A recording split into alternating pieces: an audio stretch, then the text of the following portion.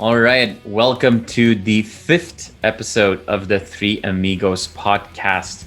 The Three Amigos podcast is a podcast where three friends talk about their shared passions, which is heavy metal music and to some extent also craft beer.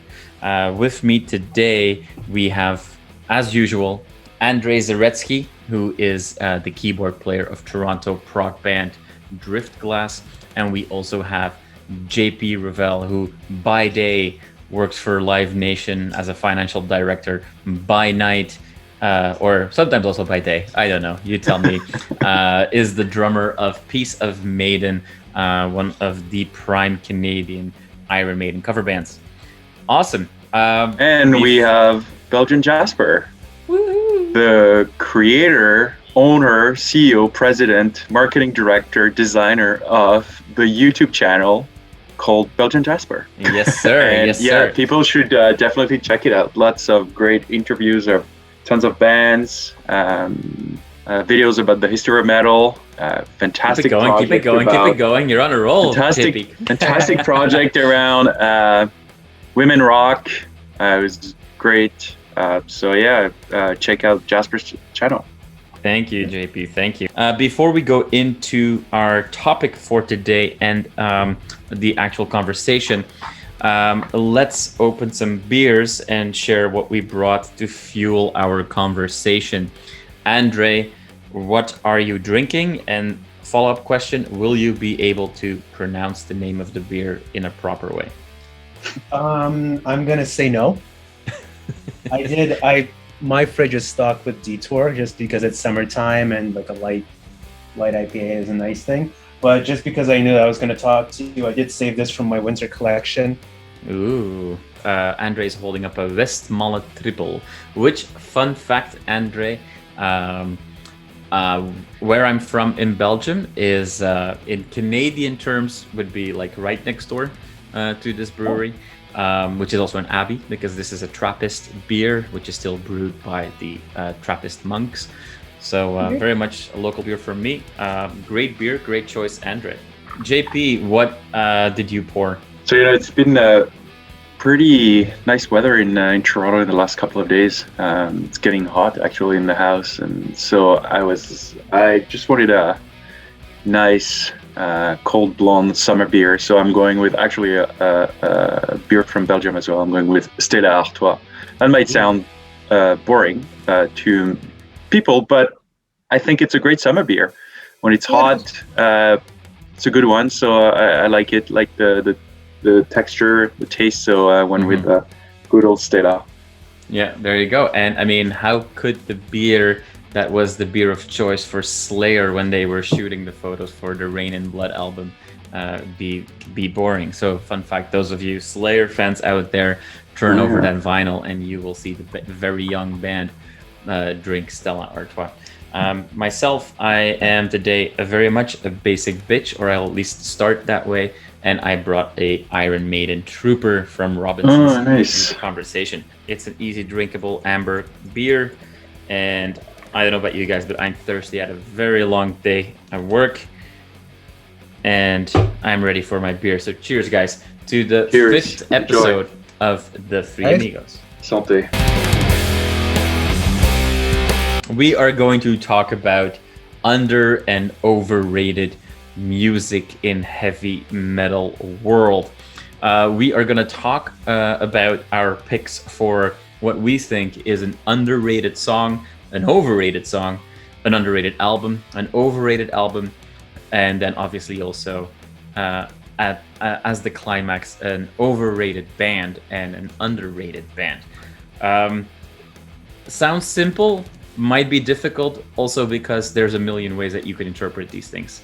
JP, was this a struggle for you? You know, we're metalheads. We talk about metal all the time. We listen to metal 80-90% of the time. We live metal, breathe metal. So for me, it was hard because which band is overrated and underrated, like to what scale? So right. The biggest struggle, was with the band I picked. I'm not gonna say it right now, but I picked a band, and you guys are like, they're not underrated, but in their genre, in the Sure. scale of how other bands are being treated versus that band, I find that they are definitely underrated. They have millions of fans around the world, so you might say, yeah, they have millions of fans, where they're not underrated.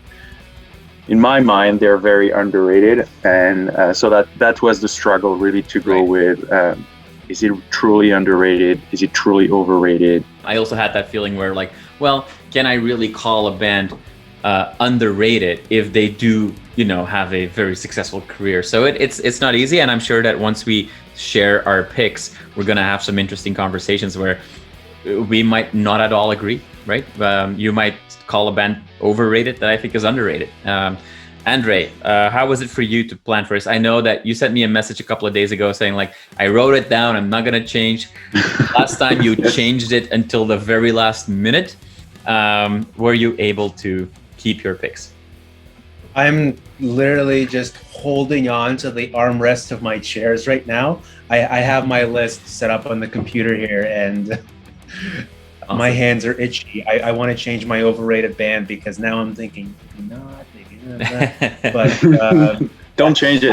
Don't change it. Don't change it. Honest with you, I'm waiting to see if Jasper has the audacity to rate Rust in Peace as an overrated album. The everlasting feud between the three amigos. Where does Rust in Peace land on the scale? I'll give you a spoiler that Rust in Peace is neither in my lists for underrated or overrated albums. Same. Because I do believe that it's, to an extent, overrated, as in I think that it's not the peak of, let's call it, progressive or melodic thrash metal, as some people call it, but I do think it's a great album. Now, in all fairness, most of my overrated picks, whether it's songs, albums, and to some extent bands, I like them. Like, it's not that I necessarily don't like those bands or albums or songs. It's just that I don't feel, if I'm honest with myself, that they deserve the praise that they've been getting.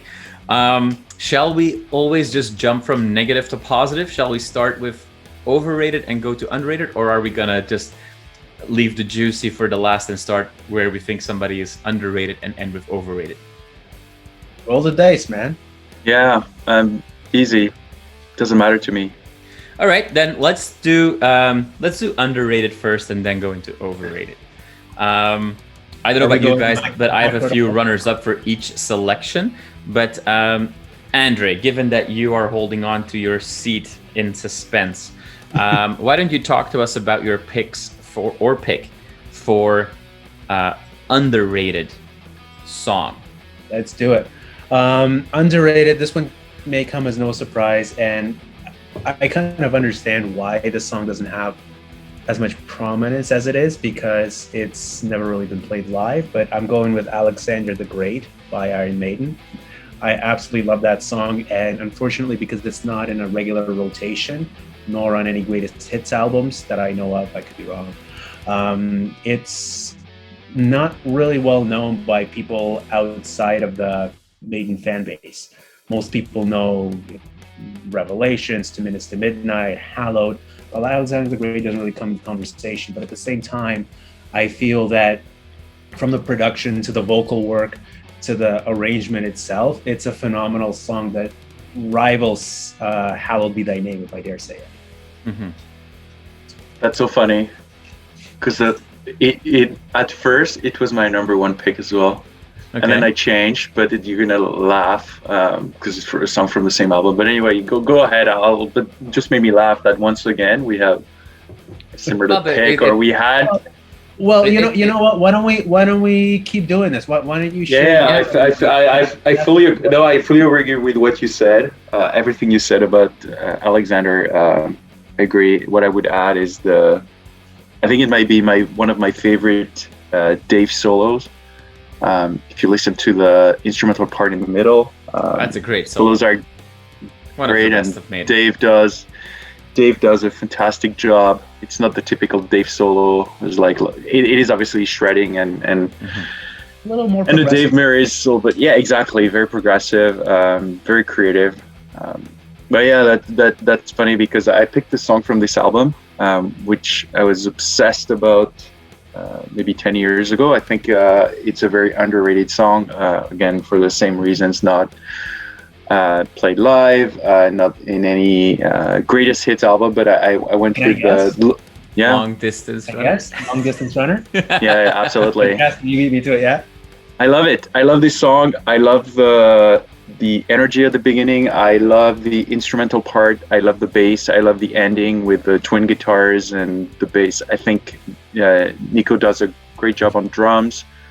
Yeah, and if you talk to, and I know you guys know it, that's why it was a struggle to say, oh, is it underrated? I know Maiden fans are going to tell them, oh, Loneliness. They're like, I love it, great song, it's not underrated, blah, blah, blah. Yeah, but yeah. if you talk to the random Iron Maiden fan who goes to the show once in a while and all that, they're going to say, oh, never heard that song. So that's why I think it fits on the list. And I by the way, can I just pause you for 1 second? I love the fact that you say like, real Maiden fans, they know that song, but people that just go to shows once in a while of Maiden, it's like the vast majority of people that kind of like Maiden, that like metal, have never seen Maiden live, right? So if you've only been to 10 shows of Iron Maiden, then you probably don't know that song. Poser. Sorry, JP, continue. No, I'm done. That's funny. Okay. So Loneliness So is my pick. So let me jump in then also. The only time I've heard it live was when you guys played it with Piece of Maiden. I think at Duffy's. I don't know. For sure. Yeah. 5-6 years ago. So. Just to jump on this bandwagon here, it's not my top pick, but it's one of my runners up, if you will. I also have one Maiden song that I called out, and I'm a little bit more. This is where I was like, sure, I hear what you guys are saying, but Somewhere in Time is still one of the classic albums. And so for me, the Maiden pick that I chose for similar reasons to Andrei, like it's never going to be played live, never. But I love it, and it's glossed over by most people, even Maiden fans, I would say, is from Brave New World, A Thin Line Between Love and Hate, which is, I think, a standout of a phenomenal comeback album, a standout track. But then even on that tour where they actually played like 4 or 5 songs of that album, all great songs. It's too different maybe, but epic song. But yeah, didn't make my top pick. Andrei, was that your number one pick, or do you want to share other songs as well? That was the one and only. All right, awesome. JP, do you want to add some more thoughts, or did you stick with those 2 Maiden songs as well? Yeah, that was first Alexandria and then Loneliness was my number one pick. Yeah. Awesome. So for those of you that are new listeners to the podcast, the people that have listened to an episode before will know this, but the 3 of us are massive Maiden fans. So for those of you that, I don't know if this will end up on video as well, but Andrei and JP are both wearing Maiden shirts. I've got Derek Riggs' artwork behind me. We were quite passionate about Iron Maiden. Awesome. So, okay, let me share a couple of picks that I had as well. Some a little bit more maybe obscure, some not so much maybe, but from in the 80s, a song that just blows my mind, I love it so much, is the song Medieval Steel by the band Medieval Steel. If you like, early 80s power, epic heavy metal, that's when you want to check out. For the longest time, I couldn't really pick between 3 songs, all a few years old already. One is from a Swedish band called Hardcore Superstar, and the song's called Have You Been Around? It's fantastic sleaze rock. They had a couple of albums, and they were a bit of a hype in the early 2000s, but I would still say an underground hype, but some great stuff that they did, never got the attention that they deserved. I also, I'm a big Ed Guy fan, like, European power metal, and they've got definitely a number of hits, and they're a pretty decent sized band. But one of the best power metal songs ever created is a song Speedhoven, which again, Eddie Guy won't play that song live. It's a very long song, but definitely check it out. My number one pick, though, is I think one of the greatest power metal songs of all time, from the band Master Plan, which is kind of like a super band with a number of famous people, former Halloween players, singer Joran Lande, and on their album Aeronauts, I believe, or Aeronautics, they have an epic song called Black in the Burn, which for me is like, if you play that song to a metalhead, they'll go like, wow, like how have I never heard this song before? It's so epic, it's so good. It's, if you know Joran, who's like one of the best singers in the world, I think, it's his, I think, best vocal performance. Anyway, those were my picks for underrated, but let's switch it up to overrated, where at least if when I look at my list, which would make sense, is that they're much more known songs, much more famous songs. Sorry, I don't Andrei, go for it. Go. I see that you want to jump in. Go for it. Which songs do people love that you can't wait to throw in the trash? So I have a disclaimer before I go for this. E&OE. It's not that I dislike these songs. It's not that they're bad songs. I don't feel like they're as incredible as a lot of people think they are. I do have basically what you're saying is you think that these songs are overrated. Yeah, but you know, that's a definition. like, unlike some of the other. Sorry, Andrei, I'm just teasing you. No. Oh my God! Don't tell me you picked Wasted Years anyway. You know what? I should have. That would have been very predictable. No, wouldn't have been very interesting because you guys kind of know that I don't like that song. These two songs are ones that I generally do enjoy, For somewhat. Sure. But I really don't see the big deal. And I have a runner-up for this one. The runner-up is Walk by Pantera. Okay. I find that song is fantastic for the first 6 seconds. And then it's so repetitive and it just becomes annoying after a while. But in full disclosure, I'm not a Pantera fan. However, and this one's going to cause a little bit of controversy. Well, I mean, the previous one as well. Like, let's not kid ourselves. I agree with you.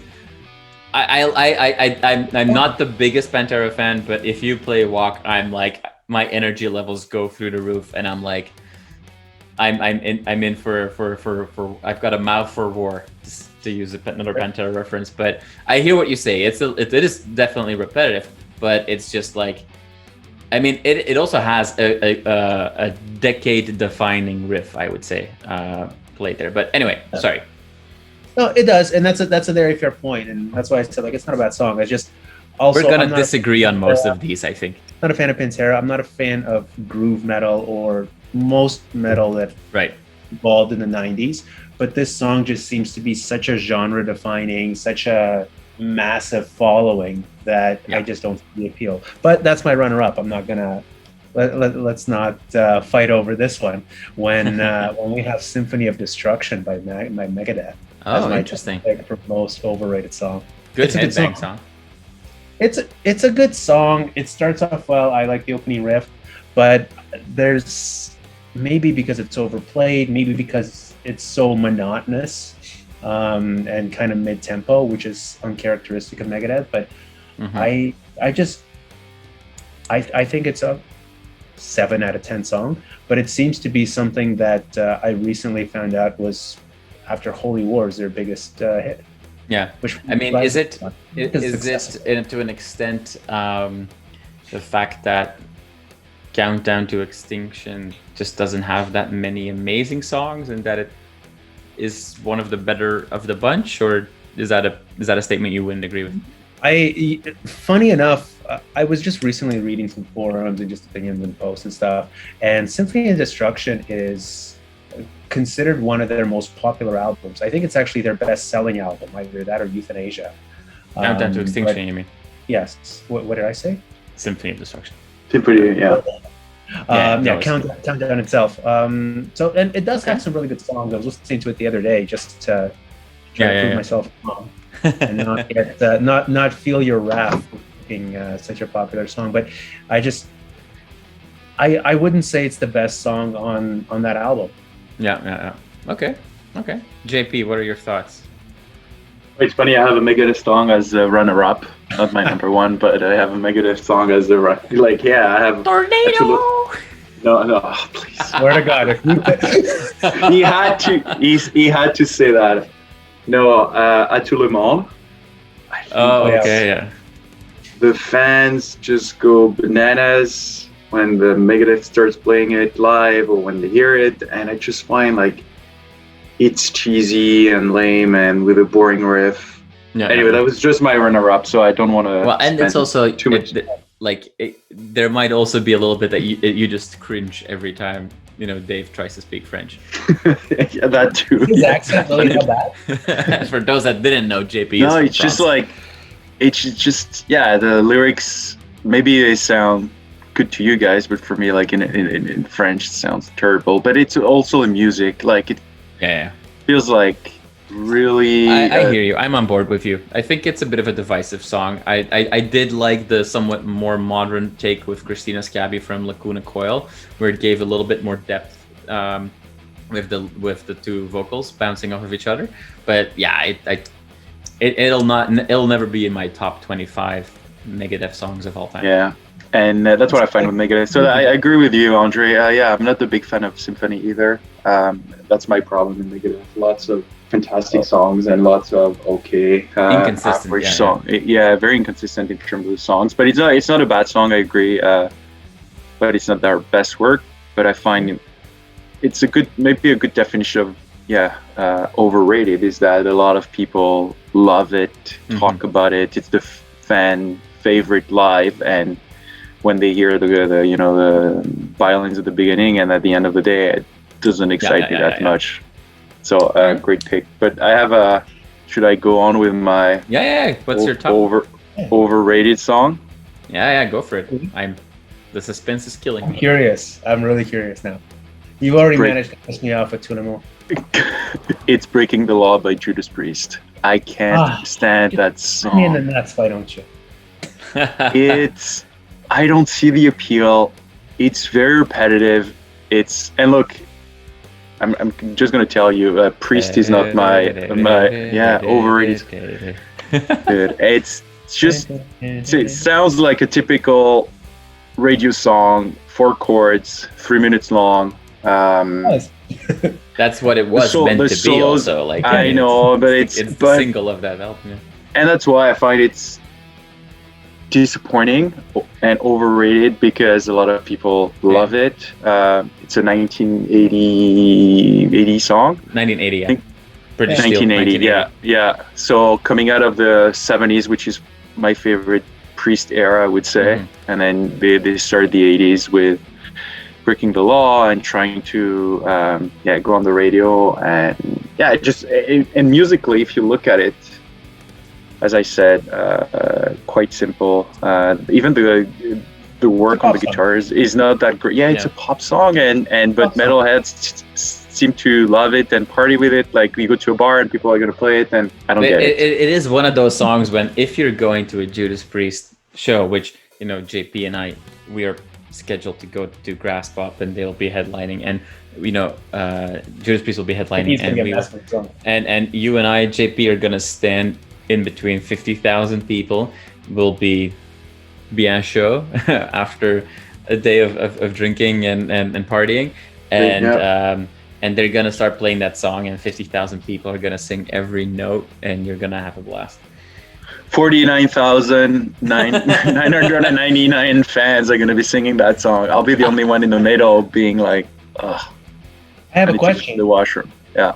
A sidebar conversation. Speaking of genre defining, and I really don't know, this is probably something that Jasper knows a lot better than I do, but was it was a bit of a foray into radio-friendly metal. Was this a genre-defining song? I think British Steel as an album definitely gets more credit, or is sometimes a little overrated. But there's a lot of great songs on that album, I think. But the power of the video clip is really important here. It's like the bank robbery where they use like, guitars as guns and stuff like that. And it was like, wow, it was exciting. I mean, at that time. And all of a sudden you've got a heavy metal video that did really well. So I do believe that, I don't know if it's I don't know if it's decade defining, but it's definitely one of the songs that like, it just brought hard rock and heavy metal into the mainstream, right together with Back in Black and Heaven and Hell and all that kind of good stuff. So awesome. And for a video, I find at that point in time in 1980, videos, especially hard rock videos, were for the most part just people standing on stage and singing. So yeah, for sure, a narrative. For sure. And the simplicity of the song is also like its strength, right? I mean, it's a lyric that for the 20-year-old unemployed at the time British person going from the 70s to the 80s, it resonates, right? I mean, there I was completely wasting out of work and down, all this rage inside me and so on. Like it's because it's so simple, it's easy to relate to, right? It was a song for the masses, but I hear you, JP. I mean, no, sorry, I don't hear you. I respect your opinion. I think it's not my favorite Judas Priest song, but just like Walk, put it on in a bar or at a show and I'll have a good time. I'm gonna call out two songs real quick that I think are worth mentioning, but then I'll give you actually my top three. These two songs are two Iron Maiden songs. Number one, you guys know this, I am really not a fan of 2 Minutes to Midnight, and it's such a popular song, and I'm like, every time there's a live album or every time there's a greatest hits album, it's on there, and I'm like, take 2 Minutes to Midnight out of it and give me, well, you have to take two songs out if you want to give me Alexander the Great, but it's just like, we've heard it, okay, good, it's just not my thing. And then also Fear of the Dark, but the studio version. Like, Fear of the Dark is always a highlight of any Iron Maiden show since Rock in Rio. Yes. But the studio version is just not great. And because it's become so popular on live shows, I find that when rock radio or sometimes mainstream radio, goes a little crazy once in a while and plays that one Iron Maiden song in the year, they often pick that song. Or if you have like YouTube videos of like, here's the top metal songs done by people that don't really know metal, they will use that song because it becomes so popular and all the live videos are so popular. But the studio recording, nah. Anyways, here are my top three. Third pick, Shout at the Devil by Motley Crue, which is like, dun, dun, dun, and then shout. And it's the thing, it's the same thing that Andrei said about Walk. It's like the start of that is really cool for 10 seconds. And then once they say, shout at the devil, and then it just becomes so generic and boring. And it's like, all right, whatever. But it's interesting that you say that, Andrei, because there's a lot of metalheads that would never call themselves glam metal fans, and most metalheads are not too positive about Motley Crue, but like Shout at the Devil is that one song that they'll appreciate. But it's the first 10 seconds, and then it's like, It's a heavy song. I don't like glam or hair metal, but if that song comes on, I won't turn it off. But you are right. It is a very overrated song, and I find that there's a common thread here among everything that we're saying, and it's epic intro and then falls flat. Radio-friendly songs with a really epic intro that captures the metalhead's attention, and then it becomes a pop song. Wait until you get my second pick. Oh, sorry, I forgot that you were... No worries. I think I can guess that one. Okay, what do you think? Crazy Train? Yeah, that's my run. Yeah, that's my second runner-up. Crazy Train. I mean, come on, who doesn't love Ozzy shouting all aboard, and then dun-dun. But then already it kind of falls flat for me. Like, it takes two beats too much before Randy Rhoads puts his epic riff in, and that's cool. And again, but then once it starts going and Ozzy starts singing, I'm like, all right, and sure, I'll sing along to the chorus, and play it in a bar and I'll party with it because it is a fun song and I like the song. It's really not the top 10 metal classic songs that it always makes that list, right? Now, and granted, Randy Rhoads was phenomenal on guitar and on that song as well. But yeah, it just doesn't do it for me. The number one song, you might, given how what our tastes are, we might be aligned on this one. But it's a song that always scores really high in popularity with a lot of people. And again, same thing. The start is so cool, but then I'm like, okay, yeah, we get it. And these are very more popular than I sometimes realize.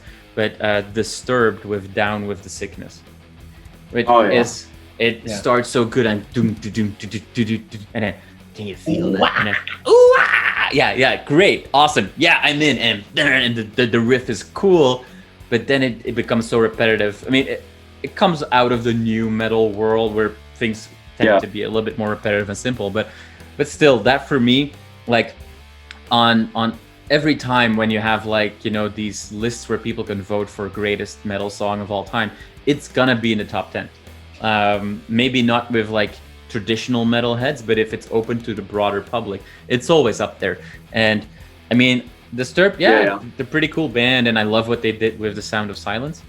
But Down with Sickness, great intro, kind of boring after. So let's make it a little bit more difficult. Let's move it up to albums. Let's switch it up. JP, do you want to give us your thought on the most underrated albums or album? Yeah, for sure. This one was tricky. I was debating. I basically have two. I can't give you the runner-up. I already picked Maiden for the underrated song, so I'm not going to pick a Maiden album for that underrated album. But however, it's going to be my runner-up. I basically put the X Factor. I think it's underrated because of Blaze, because of the production, because it's different, but and people love to hate that album. Maiden fans tend to hate that album. I think it's not a bad album. It's not my favorite, but it's a decent album. And I just feel it's underrated for what it is and for all the reasons I just mentioned. I think, Andrei, you agree? I agree. Yeah. That's interesting. I've actually, I can't remember how long I've known you, but I've never actually heard you praise X Factor. I know you shit on Virtual XI all the time, and for good reason. But this is the first time that I hear that you were actually complimenting this album. I think it's underrated and deserve. If you listen to the songs on the album, and especially when they sing them live now with Bruce, it's incredible. Anyway, so I'm gonna go to my number one pick. That might be a surprise to you guys. As you know, I'm not a big fan of punk music. It's I find the guitar work to be too simple for me. I prefer I don't mind the energy, but I prefer all the quality of the guitar work on thrash metal and things like that. Yeah, and also the speed and the creativity on thrash metal. It's a bit of a mixed album. I'm going with Undisputed Attitude by Slayer, which is a cover album where there's a couple of original songs on it, but it's mostly punk covers on that album. I love it. I love the album. I love the energy. I love the anger. I love the production. I think it's great. It's fast. It's loud. It's raw. But when I need to headbang, dream would be to be in the mosh pit when they play that album one day and just. And I know a lot of people who don't like it. I know people who don't like the songs. I know a lot of people don't like the production. I know a lot of people don't like the fact that it's so raw and fast and because it's punk songs. It's not my favorite Slayer album, but I think it's very underrated. They did a really good job on it, and a lot of covers from Minor Threat. There's controversial songs on the album as well. I love the cover. As Slayer, there's a lot of controversial stuff that they've done over the years, so I shouldn't be surprised. I love the cover of the album, all that sweaty mosh pit with the fans at the front. I think it's just a perfect reflection of the energy and feel of the album. So it's my pick. I've actually never listened to that album. Same. I mean, I've listened to a few of the cover songs. I've got like I know a couple of them, but I don't think I've ever listened to the full album through. And yeah, I mean that proves your point. You know, like Andrei and myself. Andrei picked a Slayer album as one of his favorite thrash albums of all time in the first episode. I think it was Seasons in the Abyss. It was. Yeah. And so that's what he picked. I mean, we're both, I think, Slayer fans. We went, all three of us, together to their farewell show here in Toronto. But the fact that we never really paid attention to that album kind of proves your point. Awesome. I'll share some picks of my end. I'm gonna reduce. I always make too long lists, so in the interest of time, I'm just gonna reduce it to 3. One album that has been shat on, eaten up, spat out, eaten back up, thrown up, eaten back up, shat out, and then eaten up and spat out again. But an album that, you know, if I am in a good mood and I want to party, or I just want to have a positive vibe, like a positive message, this album is just phenomenal. I saw a tour for this album. Was one of the greatest shows in my life. I'm talking about I Get Wet by Andrew WK, which is just, you know, party hard, you know, it's time to party, like all that kind of stuff. Check it out. If you just want to put a smile on your face, if you need some energy, great stuff. And he's working on a comeback.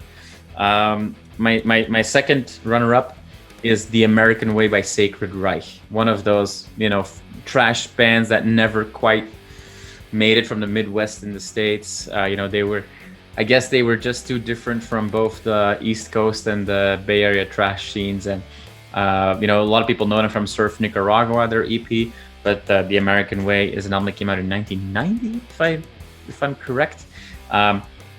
Like great melodic, smart thrash metal with a slight crossover touch to it. Love it. Check it out. My number one pick for most underrated album is a very recent one. I picked an album from 2020, which honestly I think is one of the best albums ever made. And I know that's a big statement, but like honestly, like, and I've been listening to this album a lot. Clearly, came out in August, if I'm not mistaken, and it's a band that has some recognition for sure, quite a lot in certain areas. But then I saw like in like a year and like album of the year list for 2020, and in several lists it was included, but like, you know, in the top 50 albums of the year, number 44 or something like that. And I'm talking about the Blue Spills album, Holy Moly. So a Swedish band with phenomenal female singer, Elin Larsson, who brings this like Janis Joplin sound, you know, channels Aretha Franklin and both Joe Cocker, and they bring like this psychedelic 70s, you know, hard rock. It's phenomenal. Like, honestly, I think it's one of the best albums of all time. Definitely check that one out. Cool. Andrei. Oh yeah, no, absolutely. Andrei, what's what? I said, leave it to Jasper to come up with some obscure stuff we've never known, but then are gonna listen to on repeat for a week. Yeah, I mean, honestly, it's like it's great. It's also like it's not pure heavy metal necessarily. Like it's hard psychedelic rock, let's call it. And there are some softer songs in there, but give it a try. Julian, I've been your recommendation for Night Cobra the other day or the other week, I guess, has been fantastic. I've listened to it a couple of times while I was working. It's such a strong album. I just not enough songs, but such a strong one. Well, hey guys, you know, once this whole thing is over and we can hang out together, either we do it at one of your places, but then I'm bringing like a suitcase of records because I've been spending a lot of I've been ordering quite a little bit of vinyl, and so the collection looks pretty cool right now. Andrei, underrated albums. What's your pick? Underrated albums. I'm gonna go with my runner-up. Much like what you said, this album has been shat on quite a bit, and you really tend to appreciate it a lot more once you outgrow labels and expectations, and that's Load by Metallica. I remember when it first came out, and it was just what the fuck? What is this? This isn't metal, blah, blah. But for like a blues, metal, hard rock, whatever the hell you want to call it, it's actually a very strong album. I really enjoy it. That's my runner-up. My top one is of a similar style, and that's Cryptic Writings by Megadeth. That has been for the longest time one of my favorite Megadeth albums. I know it doesn't really fit the mold of a traditional thrash album or traditional Megadeth album for what it's worth, but it has some really fantastic tracks that just people don't know of, and they've faded into obscurity. But just pop that in and strip away any expectations that you have, and just forget that it's Megadeth for a second.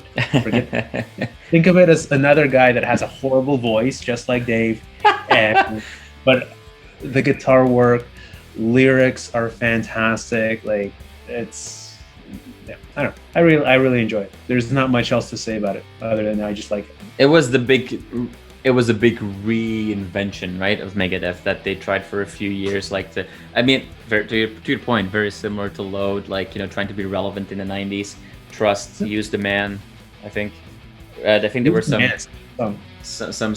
B tracks as well, bonus tracks. Yeah. But Secret Place was great. She-Wolf. Oh, Secret Place, yeah. Damn, I forgot that song, which is featured on the Beavis and Butthead Do America soundtrack. Not Do America, sorry. Beavis and Butthead. Just like there was like a Beavis and Butthead album at one point with and that song was on there. I'm not sure, but I mean, like, She-Wolf regained popularity after Rude Awakening with that incredible drum solo. Yeah. There's a lot of tracks in there that definitely deserve a second listen. And then they went off the rails with. Then they went Risk. too hard. They put, there's only so much you can push the envelope until it falls off the table, and Risk was that. JP, what do you think of his choice? Yeah, I agree. I think it's a good Megadeth album. I didn't know it had so much, I don't know, not bad publicity, but that the fans basically shat on it, spat on it, and all that. I didn't have that feeling. That's why I'm more surprised.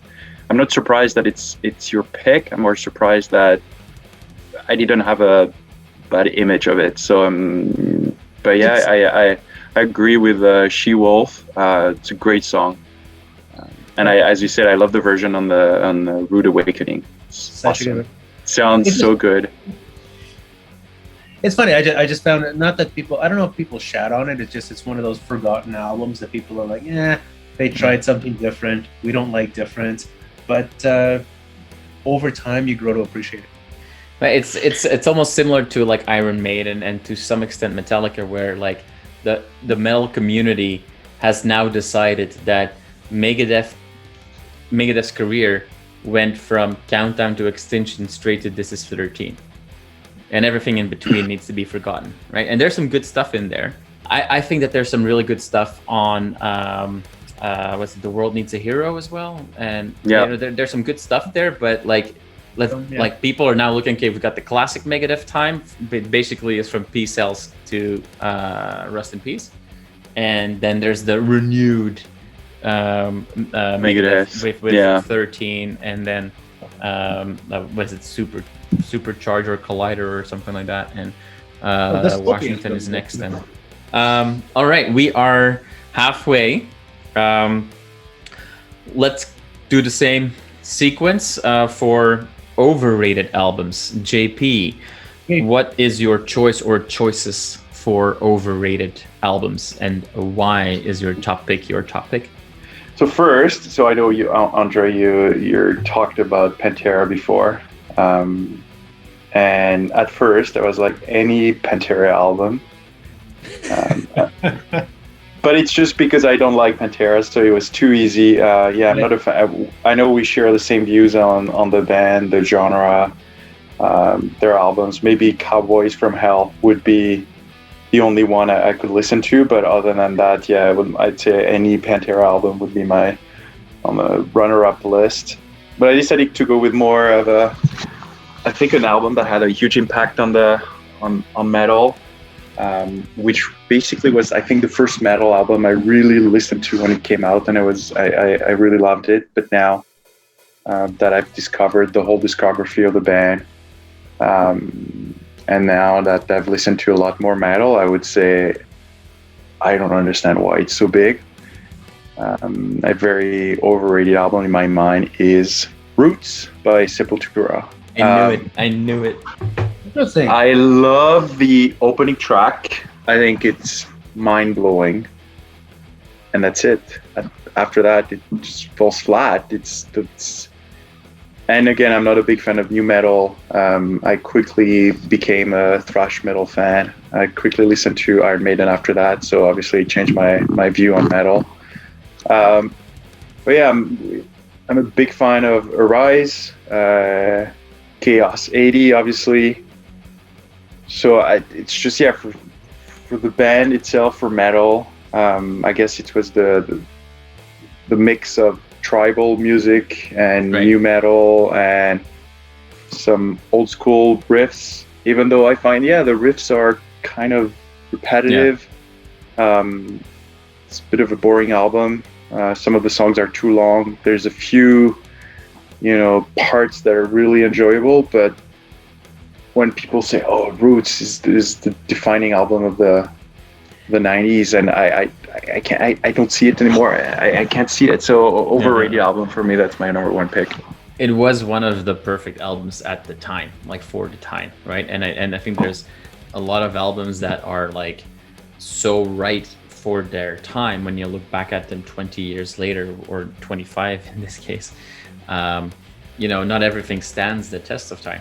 But you're right. I mean, like at that, in the 1996. 1996. Yeah, like I remember as like a young teenager, like tribals was all the cool thing, and like people like tattoos outside of rock and roll lifestyle were starting to happen a little bit more in like my Europe, like in Belgium. Like it was something that was quite unseen before, but now you had like teenagers that put on tribal tattoos and t-shirts with tribal tattoo designs, and like Metallica made a tribal of their 4 M's, right? Exactly. Like Andrei has a tribal tattoo as well, right? So like that became a thing, and dreadlocks. All of a sudden, all the cool skaters in school, they were starting to try to grow dreadlocks and whatever. Like it was just a perfect album at the time. I did see. It was a great show. I did see the Max and Igor Cavalera play Roots tour, but it was also like maybe I was more excited that it was Max and Igor together. I think the album is quite lopsided. I think the first 2 songs are pretty strong. You've got Attitude, you got Rata Mahata, which is a fun song as well. Yeah, Rata Mahata. But then I'm already struggling to remember the next few songs. There was Dusted. There was I'm with you. There's these are the songs I remember. There was Dictator Shit. Roots is a great album. Roots is a great album for somebody that discovers Sepultura until you find out that they also did Chaos AD. I know that you're a big Arise fan. I think Chaos AD is their top of the old stuff. They've got some really great albums in the last few years. Quadra from last year was Quadra is really good. Solid album. But yeah, that's my number one overrated album. Okay, well, good stuff. I'm gonna share 4. I was like, and so I had a top 3 until quite shortly before we are recording this. I was like, oh, wait a minute. Of course, this is my number 1 pick. Like, it's no question. But so my initial top 3, I'll go real quick. Number 1, Iron Maiden, Book of Souls. It was like so almost politically correct to love that album. It came out in all the magazines were like, this is the greatest ever. This is amazing. Now, it was a lot better than Final Frontier. And I love that album. I gave it, I called it as one of my favorite albums of the year, which it still is. I think it's great to see Iron Maiden perform such an album so late in their career, but it was bloated.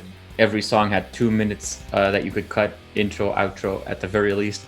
And it was just a little too much. And I don't like it when it's one of those albums where they do this thing that happens way too many times these days, where they've got 11 songs and they put it as a double album. Sorry, that's not a double album. Yeah. Cut off some of those intros and you have a medium length regular album. Like that's not a double album, but everyone's like, oh, can you imagine?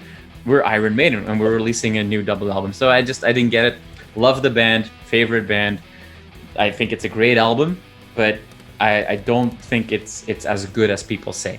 And I have a very similar feeling, by the way, with A Matter of Life and Death. I think that was also a little bit hyped too much. But anyway, another, for me, overrated album is Magma by Kojira. I think Kojira is rightfully being called one of the big bands of metal today. Although I've not fully listened to their new album, I wasn't a big fan of the new singles that came out, but Magma, there's Stranded and Silvera are phenomenal songs. It's again one of the best albums of that year, but is it as good as everybody said? I think Flying Whales and L'Enfant Sauvage for me are better. But a little overhyped. And I have the same feeling with The Hunter by Mastodon. And I know Mastodon can be a little bit loved or hated band. I was never the biggest Mastodon fan, but The Hunter for me was one of those albums where it was a successful album. A lot of people were like, "Oh, this is so great," and I was like, I don't know. It didn't really do it for me. But then, as I was struggling, which one of those three is I think is the most overrated one, it all came to me. And there's no album that is so praised universally that I go like, I don't get it. Like, it's a decent album, but I just don't get it. And that's Operation Mindcrime by Queensryche. Yes. I'm like, I love Queensryche for some of their stuff. I love Queen of the Reich and their very early album when they were still more of a power metal band. But everyone's like, oh, this is the greatest concept album of all time. And yeah, the story is really smart and cool and whatever. But like, it's like... It's a pop album. Eye of a Stranger is like, oh, the eye of a stranger. And like, it annoys me after a while. Now, and maybe I'm just not the biggest Jeff Tate fan. That maybe that is the case. I don't know. I've not really listened to his solo stuff. But it's an album that is over and over, like it's always like put on a pedestal of like one of the greatest metal albums of all time, one of the greatest metal albums of the late 80s, early 90s.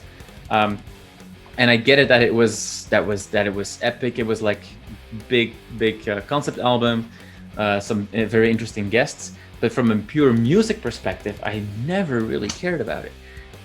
So yeah, that's I get off my soapbox now, and that's a little bit my pet peeve with Queensryche.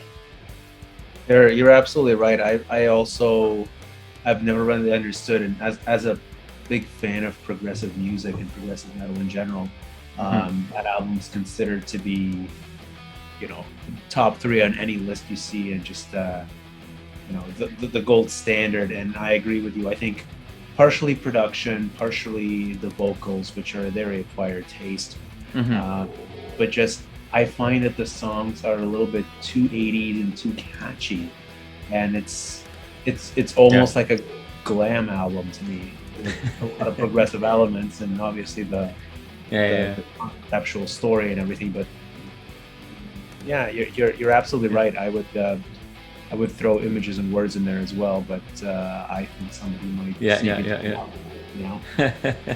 No worries.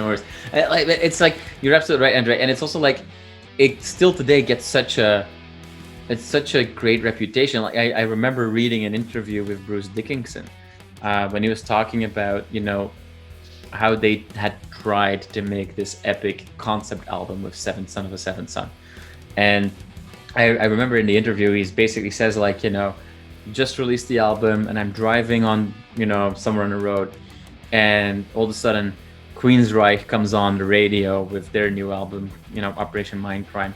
And he literally says something like, I had to pull over and just, take it in. And I was so distraught that these guys did what we were trying to do. And I'm like, any day of the week, Seventh Son of a Seventh Son over Operation Mindcrime. Or, put any Savatage album or Fate's Warning album if you're thinking about more of that progressive style.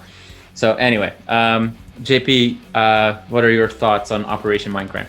I haven't listened to the album in ages, so I would feel like I would be a fraud and a liar if I was providing any feedback on it. Sure. So, but no, I can talk about Magma, and even on the Book of Souls, on the runner-ups, I think Magma, as you said, there's some 3 songs that are really good. I think that's the time also when they started to become more mainstream.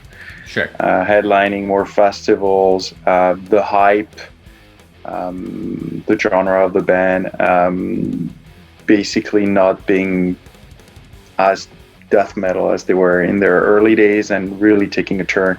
So I feel like that was part of it. Even on the album today, I listened to it a few times.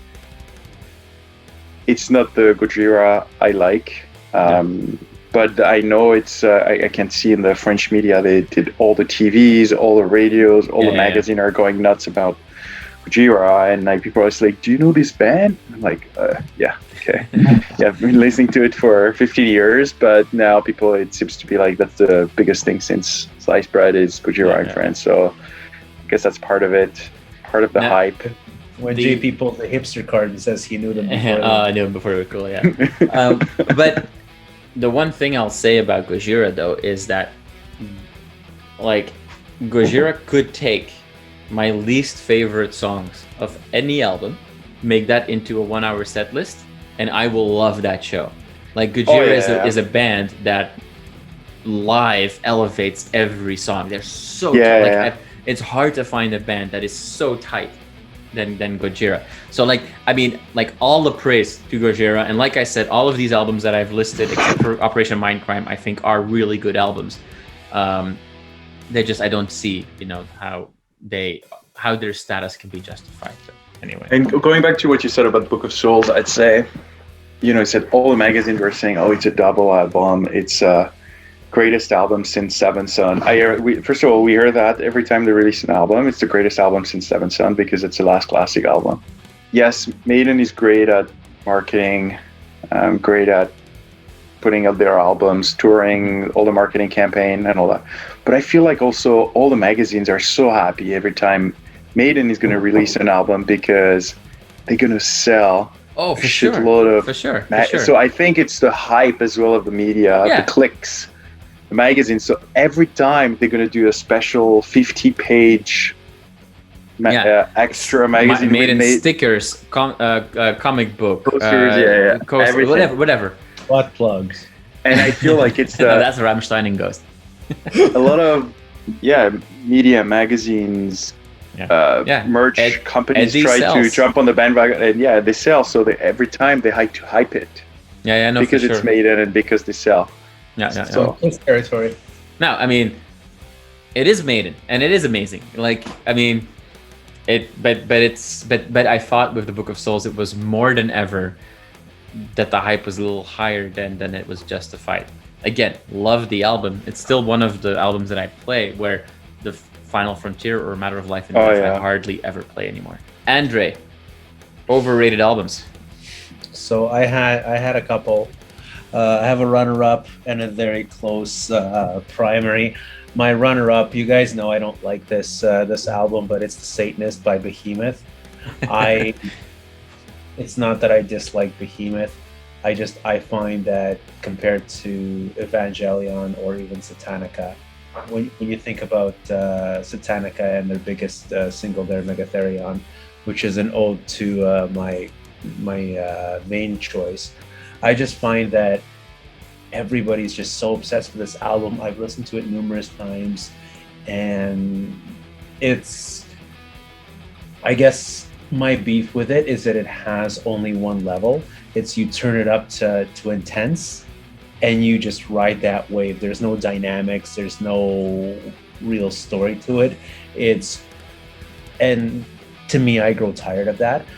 Again, that's a personal choice, but I find that album's highly overrated. But the album that I just absolutely don't understand why it gets so much hype is To Megatherion by Celtic Frost. So, which is interesting. I was wondering why you keep saying that To Megatherion is a song by Behemoth, because you're talking about Decade of Therion. But yes. Celtic Frost, To Megatherion. Okay. Yeah. You're no longer invited to my party, Andrei. I won't be invited either. I don't know if you remember, Jasper, a couple of years ago, you sent us a list of your top 20 or 30 thrash metal albums.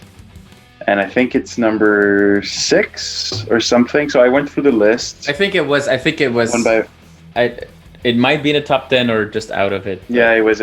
Yeah, or the top 10. It's so I started listening to all the albums one by one, and especially the top 10. Listening to and that album, I listened to it many times, and I'm same as Andrei. I can't get it. Way over my head. I won't. Yeah, Celtic Frost. I can't. It has that kind of. He fused like an element of avant-garde with thrash, with like first wave of black metal. Definitely. And maybe it's one of those you had to be there sort of moments. But I'm listening to it. I'm like, the production is horrible. The arrangements are bad. The guitar playing is sloppy. The vocals are horrible. Like, there's literally nothing about this album. And they stink. And I hate their personalities. And like, I love this advertisement. I just kept going. Like, like the. I know I'm playing is bad. The production is horrible. His voice sounds like what's left. But I still very much I'll give you a much harder time on Behemoth, and then we've had this exact conversation last podcast, so I'm not going to go into too much. But like, Behemoth the Satanist is a work of art in any way you look at it, and you are wrong. Sir. I agree. You are wrong. Hey, Andrei, you talked about the production. Have you listened to their Messe Noire, which is basically the live version of it? You might enjoy it more. No, I haven't. Yeah, you should. There's a live album that came out after it. It's Messe Noire, and it's just the 2 guitars, and there's no over. I find some of the parts of the album can be a little overproduced, even though I still think I agree with Jasper, it's phenomenal. But give it a try to the live version. It's even better. I absolutely will. Just to clarify, the production was about Megatherion. I don't have an issue with the production on the Satanist. I think last podcast. Okay. Last podcast you said it's overproduced for black metal. Overproduced. Yeah. Oh, for a black metal. Okay, I remember what you guys are talking about. Yeah. It's I am a little bit more prone to the traditional second wave. You just want people crab walking in the forest. It's fun. Come on, it's it is fun. It is fun. Every time I see Abath walking into a forest in the middle of some crab walk. He's the other day on the weekend, I was just flipping through some of the very old, like the first videos that I created for the channel, right? Which are cringeworthy at times. But there was, if you remember, I did like a reaction video to like the worst metal. And there's like this band called Trollich, which is like they're hugging trees and stuff. And I'm like also like in the sunlight, which is just the best part. It's like, anyway. I actually really enjoyed that video. That reaction video. That video is great to put on when you're drinking and it's 2 a.m. at night. Okay, so let's go into bands, which will be maybe the most fun conversation or the most animated conversation, because it's hard, right? Because a band overrated, underrated. Because I try to stay away from bands that have one bad album in a good career or one great album in otherwise a non-existent career, and then say, oh, they're so underrated. Well, it's just one album. But again, it's open to interpretation. JP's gonna say Guns N' Roses. We've started with Andrei. We've started with JP. So I'll go ahead, first with you this one. You go. We'll do underrated first again. I got a couple of bands down. When I look at underrated bands, bands that for me are definitely up there that never really got. And again, most of these bands got their level of credit, but just maybe not to what they deserved, I think. Annihilator is up there for me. Proggy thrash, you would say. Gamma Ray, the band of Kai Hansen once he left Halloween. One of my favorite power metal bands, especially in their 90s time frame. Also from Canada, the unfortunately no longer existing 3 Inches of Blood, if you remember those guys.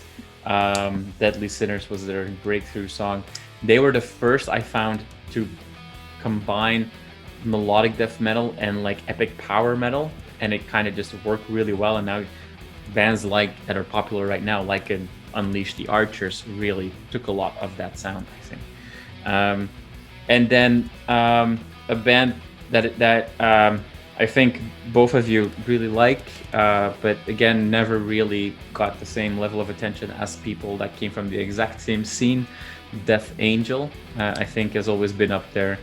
Great band, but never was part of the big four or the big five or the big six. A band that still today, after so many decades, when they play a festival, they'll still play. They might play the main stage, but it'll be 2:00 in the afternoon. They definitely deserve more. And it's one of those bands that if I can see them, if they play in my neighborhood, I will absolutely go. But my number one band is, and let me finish, Anthrax with John Bush as a singer. So John Bush from Armored Saint, who was at one point supposed to become the singer of Metallica, but decided to stay with Armored Saint, is one of my favorite singers of all time. The new Armored Saint album from last year was really good too. Check that out. But for a few years, he was part of Anthem for a few years, for most of the 90s, or for all of the 90s. And then early 2000s, he was part of Anthrax. A couple of really solid albums, especially the early 2000s album, We've Come For You All, is a great album. And then the climax for me was there was a compilation album called The Greater of Two Evils, which is a double compilation album where they re-recorded all their classic songs with John Bush, which, I mean, I like Anthrax and I appreciate Joey Belladonna, but I think John Bush is the better singer. He's more my style of singer, and I really loved what he did with those songs. And then, now that Anthrax has reunited with Joey Belladonna, they've done an Iron Maiden where they are pretending that there's ever only been one singer in that band. And they've completely wiped away that part of their history. So it's really hard to find streams of that period. Videos have been pulled. And it's really a shame. Just like Iron Maiden, on compilation or albums these days, there will be no Blaze songs on it. There will be no Paul Di'Anno songs on it, unless they're sung live by Bruce Dickinson. So you'll find the Klansman sung by Bruce at Rock in Rio on a compilation album, but you will not find the Klansman or Man on the Edge sung by Blaze. So they really are just trying to pretend it never happened, which I find very sad, because I think it is part of the history. And the same with Anthrax. I find it very, very sad, because some really good stuff there with John Bush. I know that you guys are not Anthrax fans whatsoever. But what do you think about John Bush, though? I really like John Bush, and it's funny that you mentioned that, because it ties in with some of the bands in my list. In terms of not including them on compilations and stuff like that, I've recently, just from a Russian band Aria that I like, that are facing similar issues, I found out that a lot of times excluding past singers on streaming stuff is a legal thing. Yeah, probably. Yeah, so it could be, just from what I learned, it's everybody in the band or everybody who was credited with songwriting has to agree to actually allow the music to go on streaming. So maybe it's just a matter of Bush saying, if I'm not getting paid royalties for it, and we all know on Spotify those royalties are next to nothing, then you can't use my stuff. So I'm not saying that that's what it is, but that could be it. He may be trying to kind of hold a little bit of power still over his creative contribution to the band. But I completely agree with you. I find that the John Bush era of Anthrax is probably their strongest. I don't particularly like the songwriting, because I find that the vocals and just really don't match the guitar work. I find there's just a misalignment there. But do you still think that with John Bush? Because you've made that point about Joey Belladonna and the classic stuff, and I agree with you there. True. And that's why I love that Greater of Two Evils compilation so much, because John kind of fixes that to some extent. I agree. I think it is more of an Anthrax thing, but I think they really hyped it up with John, and it's really hard for me because it's almost as if they're playing different time signatures. Like it's so weird. But John, I agree with you, is a phenomenal singer, and I wish I could hear more of his stuff. Yeah, I agree with Andrei. Armored Saint does a reunion every 5 years or so. And spoiler alert, one of my runners up for underrated band. Sorry, JP, I didn't mean to cut you off. I just said I fully agree with what Andrei said. I remember I listened to the compilation, Greater of the Two Evils, and I was like, wow, actually, I have to say, it sounds great. It sounds good. Yeah. I was very pleasantly surprised. And of course, there's the production, they re-recorded the guitars as well, so everything sounded great. But yeah, with John Bush, really, it was a difference, clearly a different approach in the singing, different vocals. So it's much more enjoyable. Who's next? So picks, guys. I've already kind of given it away. So Armored Saint was my third runner-up or I guess second runner-up. And such a good pick, Andrei, because that is a band that truly never got what they deserved. And maybe they were always just a little too late. Like their March of the Saint album, the classic, is so good. I've got that on original vinyl back home in Belgium. Sorry, I just love that band. And their comeback albums also have been really, really good. So great pick. The new one is fantastic too. Like it's just Standing on the Shoulders of Giants. That's the. I don't think that's the name of the album. That's the first. That's the opening track. Punching the Sky or something like that. Something like that. I honestly can't remember. No. It's brain cramp here. All right, Armored Saint, what are your other runners up? My first runner-up is Ed Guy. I know you mentioned them before. 100%, awesome band. It's so hard good to say that they're underrated because I know that they're really popular in Europe, but given that we're in North America and I've been following them for a while, I think they've been in town once back in maybe 2008 or 2009. One of the best shows that I've been at. Such an entertaining live show. The actual albums themselves, for a power metal band, they've really gone beyond the typical, just go double bass and just sing some catchy tunes. Very diverse range of albums. The fact that the guy sounds like basically Bruce in his prime is a huge upsell for me. But really fun band. And the whole Avantasia connection is a big. And they're just so fucking funny also. This is, I love it. It's power metal, but it's almost like happy metal. It's in the category of Freedom Call and Halloween and that kind of stuff. Yeah, they've really taken that humor that Halloween introduced in the 80s, but it's not cheesy. It's just, it's literally just fun. But my number one most underrated band, and this may come as no surprise to you guys, would be Testament. I find that while they do get some recognition, the fact that they're not one of the pioneers, not considered one of the pioneers of thrash metal, one of the top acts of thrash metal, these guys don't play stadiums. They play small clubs every time I've seen them.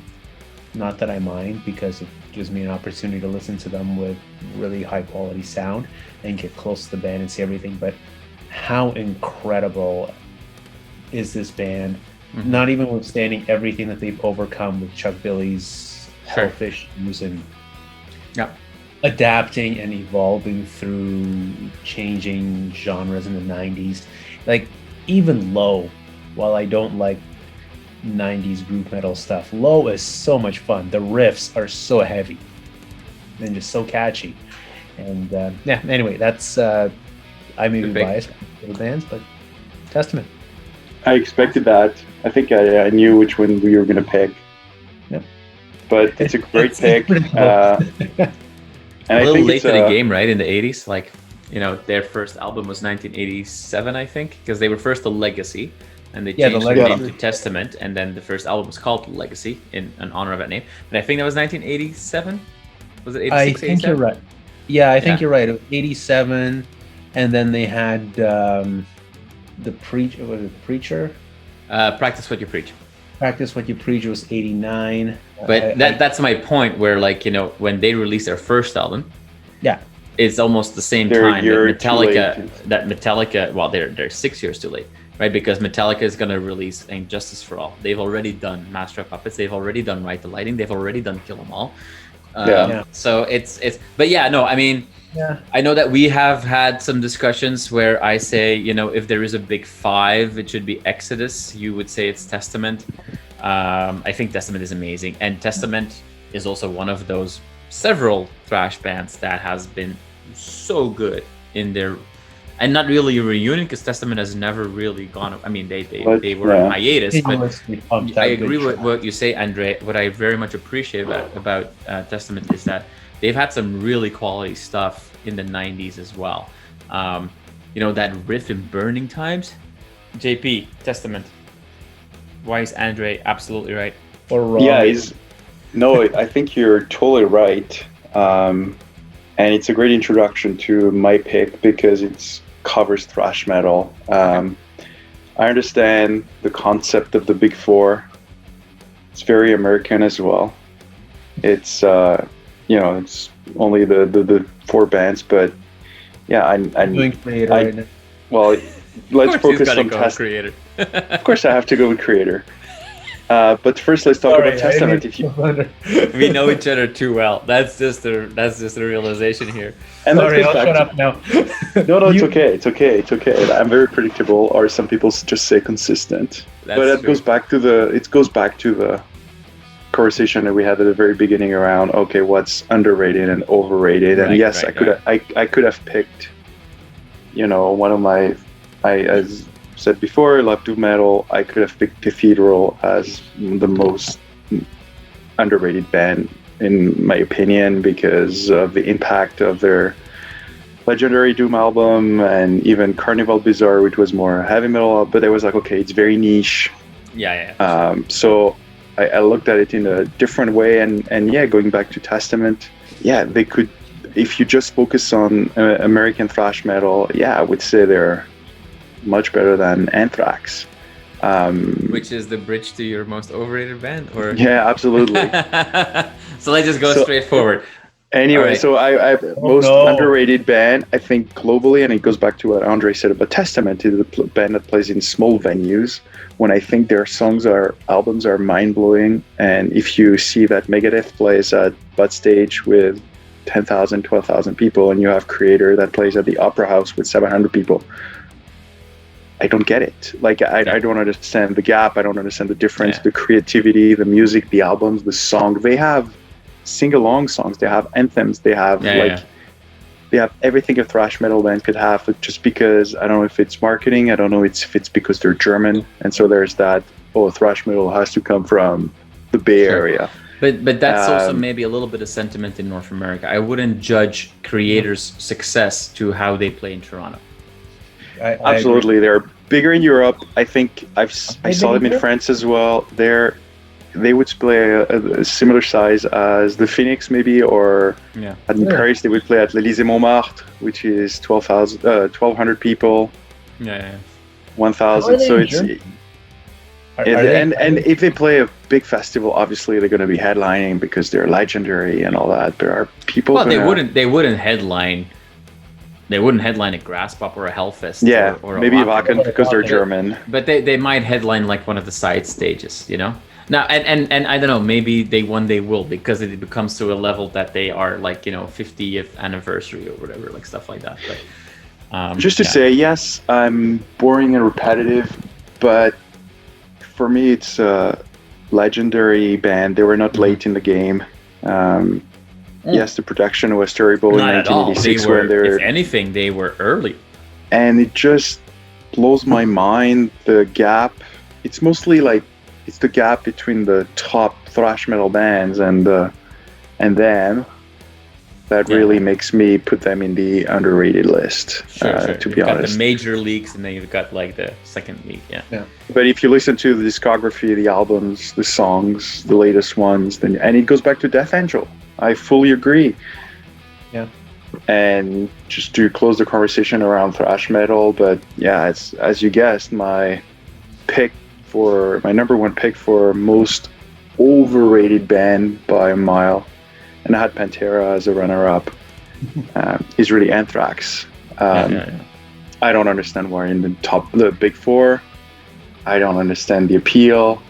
As Andrei said, I find their guitar playing to be out of sync with the drumming, the singing. I find that it's all over the place. Their songs are all over the place. A little too punk. Yeah, well, I mean, exactly. It is punky, but they also came if you compare them with the West Coast bands, because sure, like Megadeth and Slayer, they're Los Angeles, and then you've got the Bay Area of Metallica and Testament, Exodus, Heathen, Forbidden, Violence. Anthrax, as was Overkill, also a lot more punky. It's East Coast, it's New York-based thrash, and they always were. New York was always the punk and hardcore capital of North America. Yeah. So there's always more of a crossover feel in those bands for sure. Oh, anyway, I know I mentioned the Bay. I know Anthrax is East Coast, but it was more the philosophy of being American and having the Bay Area and bringing in that Eastern band to join the two parts of the country, but. So that's it. It's a big. I want to ask you a question, because, like you say, I don't know why they were part of the big four and not somebody else. But I mean, big four. To be honest, I don't think that the bands ever called themselves that. I think this was a marketing thing. I think it was based on who sells the most records. If I'm not mistaken, those special Big Four shows that they did with the Sony Sphere Festival in Eastern Europe were in 2009, whatever. Those were, I think, the very first time that they all four played the same show. Yeah. It's not that they were a thing, it wasn't we're the group of four. It's just I think they were just the ones that sold the most records. And I do like Anthrax, but like I said before, I think when John Bush sings those classic songs, they all of a sudden just are so elevated. But anyway. Yeah. Any other bands that you want to call out outside of Anthrax that you think are a little overrated? Yeah, I had Pantera on my list. Right. Okay. Definitely that was. And then I feel it's a matter of taste and whatever, but I find that these two bands were really the top of my list. Okay. That's but I fully Andrei, I see you Andrei's nodding a lot. Do you agree with both of JP's picks on overrated? Do you have other bands? I mean, I have an overrated band that has yet to be shared, but I absolutely agree with JP. Driftglass. No, Driftglass is not overrated. Nobody likes Driftglass. You can't. They're not over or underrated. They're just rated. They're not just even rated. X-rated. I mean, it's not their fault, to be honest. Their keyboard player is. What else? Okay, so Andrei, do you agree with JP's picks? I know that you're not the biggest Pantera fan, and you're also not the biggest classic Anthrax fan. What do you want to add to the conversation here? I definitely agree with him. I wanted to put Anthrax and Pantera on my lists, but I understand that this is more of a personal opinion. Pantera, for what they did at the time that they did it, as well as Anthrax, are good bands. I don't get it, but whatever. My most overrated pick, is this the time to share that? I haven't shared it yet. Then Tool. I don't fucking get the appeal of Tool. I really don't. I mean, they have this godlike following, and it's just I'm a progressive. Yeah. It should be up your wheelhouse. I would understand if it was just something that's genre clashing. Sure. Yeah. But it doesn't make sense to me. There are progressive elements, but they don't really. To me, it seems overly pretentious, and just very basic. It's like an alternative band. It's like if Smashing Pumpkins were to add a whole bunch of random passages and blow up their music. Not that they didn't do that. There is an undeniable technical ability in that band. But I hear when you say because their last album, Fear Inoculum, what was it, like 14 years or so in the making, and it's kind of similar to Chinese Democracy with Guns N' Roses, and the world laughs at Axl. But when it's with Tool, the moment the first single drops, everybody's like, and I find that often with Tool, it's the non-metal heads that praise it and say I remember reading a review. Tool played a big festival in Belgium, the Rock Werchter Festival, which is like the Glastonbury or like the Coachella or Lollapalooza or whatever of Belgium. It's like even bigger than a grass poppet. It's like 100,000 people a day, something like that. It's really big. And I remember I used to go there as a kid every year. And I remember there was this one year, and this was right after the Lateralis album dropped, which I think is a great album, with Parabola and all those songs. And Tool played, right? And I remember all the reviews of all the newspapers and the magazines that have no clue what metal is about. They're all like, oh yeah, Tool is the only metal band still alive and stuff like that. And I'm like, that's bullshit. It's an album that, again, it's mainstream people. It's the one album. It's the one band they'll go to for oh yeah, I can be tough. I can like a Tool song, or I can like a Metallica song, or whatever. But anyway, awesome. Yeah, I agree. Yeah, I'm with you. I find their guitar work to be basic. For me, the guitar is part of driving the riffs, the intensity, the melody, and I find it lacks that. What's crazy about Tool is their drummer, Danny Carey, is unbelievable. He's phenomenal. Danny Carey is I think without him, the band would be nothing. He drives the beat off beat, the change of tempo, rhythm, the prog aspect really comes from his drumming, and I think that's the only appeal. What's that? It's interesting you say that, because as someone who's not a drummer, that may be the reason that I'm missing the really progressive elements of it. Yeah. Because I can't really appreciate the drumming, because it's just not what I. That's super interesting that you say that, Andrei, because I've now, for the channel, I've interviewed a few drummers for all different styles, right? And they usually call him one of their big inspirations or stuff like that. So I'm sure that JP has a different appreciation for his skills and art. He's also he's just such a beast. He's mad. It's a giant. And what he plays is really impressive, I have to say. It's very subtle. His drum, It's, I guess. No, Nico. This could be a more personal thing, but I've never technical ability is definitely a big part of progressive music, but I find that a lot of people associate progressive metal with basically technical skill, as opposed to songwriting, whether it's it's a Dream Theater effect, I'd say. Yeah, but I mean, Dream Theater as well. If you listen to something like Metropolis, or there's more to it than just technical ability. They're 100%. Incredible musicians, but there's more to it than just I can play really complicated stuff. And I find that with Tool, not that I don't even know if what Tool plays is complicated. That's my thing. Yeah, it's not complicated. It's just I find that it's unnecessarily pretentious, and it doesn't have to be. It doesn't add to the actual enjoyment of the music for me personally. I find it detracts from it, because it creates these passages that bloat the songs and make them really slow and boring. Okay. Yeah. Okay. Well, to talk about the Dream Theater effect, let me share my most overrated bands.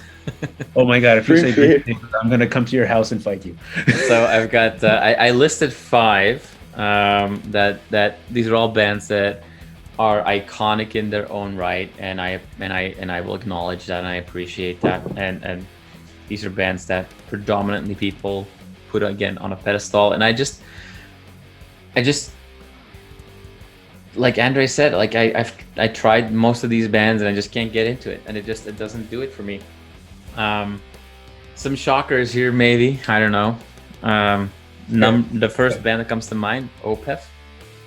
I do like some of their stuff, and I know that this is a band that does a lot of different things, and the band today is very different than what they used to be. Like there's almost no black influences anymore, and it's very prog rocky now.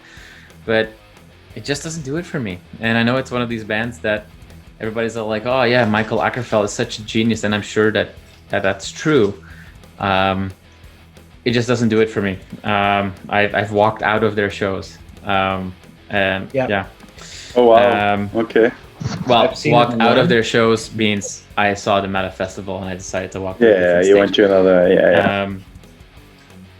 Another band, and a band. This band may be a little bit less popular, but they were massive when I was like a teenager, and they were like, they were one of the bands that everybody seemed to be into it. I think that it kind of became a bit of a parody of themselves now. But 6 Feet Under, one of those textbook death metal bands. Yeah, Chris Barnes. Yeah, I've just never been a fan. Yeah. Sorry, Andrei. Dream Theater doesn't do it for me. Can't do it. I like some stuff that band members do. I will appreciate the musicality. We've had some interesting conversation about singers at Dream Theater, but put attention towards that. Just take the lowest common denominator, cross it out. like here's the thing. Like I think in 2002, 2003, John Petrucci had a solo album with like songs like Glasgow Kiss and stuff. I forget the name of the album, but I liked that. I like that very much. I think he's a great guitar player, but I never got into Dream Theater. I think that is also a band that I would describe as unnecessarily pretentious. And it just doesn't do it for me. Another band that is on that list, and I know that you guys were pretty positive about their newest album, so I'll give that a try. I haven't done that yet, but Cannibal Corpse doesn't do it for me. Like, yeah, sure, I'll laugh when Hammer Smashed Face comes on, but or Fucked with a Knife, but at the end of the day, for me, it's like putting all the stereotypes that exist against metal, putting them in a blender, giving it the most possible controversial artwork that doesn't look good anyway. And it's just like, it's because of bands like that people don't take metal seriously, or extreme metal seriously. And I never been a Cannibal Corpse fan. I'm sure that there's a lot of people out like, what are you talking about? Maybe I'm also just not the biggest pure death metal band fan. Sorry. But yeah, anyway, one of those bands that I find a lot of people put on an iconic staple, but it's just not doing it for me. But my number one... Oh, go ahead. I have a question for you about that. Yeah, are you referring to the band in general, or are you referring to the Chris Barnes era, just because 6 Feet Under was part of your other list, or versus the Corpse Grinder era? Just like, I've never gotten really... I've given it all tries. I just never really got... Now, I'm definitely not a Chris Barnes fan. But yeah, I mean... and again, just like with the albums, just with the songs, like, it's not that I don't really like these bands. Like, I can appreciate a Dream Theater song. I can appreciate a Cannibal Corpse song. It's just, I just don't get it that they're such big bands. And then my number one pick is also I'm curious. Oh, interesting. Yeah. Like, I missed it. So it's also Tool. It's okay. So, what was the album called? Was it 2000 album or 1999 album with Parabola and Lateralus? Yeah, I think that is a legit good album. And also, again, I was like in that very impressionable time of my life where I was getting into metal and all that kind of stuff. So, you know, like that's nostalgia also to a certain extent. But what is the other one? You've got Parabola as a big one, but then there was the other song, Enema. Schism. Okay. Schism. I'm Anyway. horrible sometimes. Anyway. So that album when that came out, I loved it, and it was like, you know, it was also like, you don't get me, you know, like people that are mainstream, like you don't get me. It's good. You just don't understand it. I like that album. I saw them tour a couple of times, but I think it was okay. But the not just what followed, especially not the latest album. It just didn't do anything for me. But also like the earlier albums, right? The Einema, for example. Like there were so many. Like Tool is one of those bands that I find when people, like a broad audience, is asked like, oh, what's the best songs, and they make a list of the top 100 songs in metal, there'll be like 9 Tool songs all of a sudden, and I'm like, no. Yeah, why? Yeah. Anyway, so yeah, that's it for me as well. So it's interesting you guys have the. Yeah, we agree on something, big, Andrei. Wow. Tool. I feel like I have to take a shower now. It's it's an interesting pick. So that's it for this episode. Thank you everybody for listening. Like we said, you will be able to find the playlist with all the songs. And guys, are we gonna include the overrated songs and bands as well? Or yeah? All right. I think it's fair. I think it's fair to do it. Yeah. There we go. Let people decide for themselves what they think. So exactly, you can play the playlist for this episode as well on Spotify.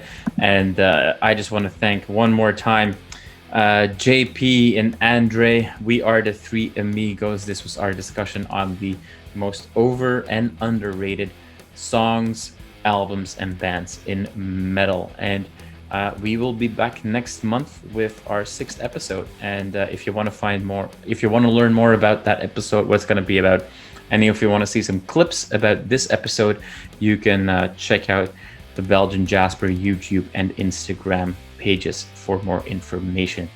Thank you all. Andrei, JP, thank you for another really fun discussion. Awesome. Thank you, Jasper. This is a great topic. And Andrei continues to forget that we are doing a podcast, another video, by making faces but not saying anything. But that's all good. It's my mother told bonus me, material. It's all bonus material. All right, my awesome. mother told me, if you don't have anything nice to say, don't say it. All right, that we're signing off. These were the 3 Amigos. We'll talk to you next month.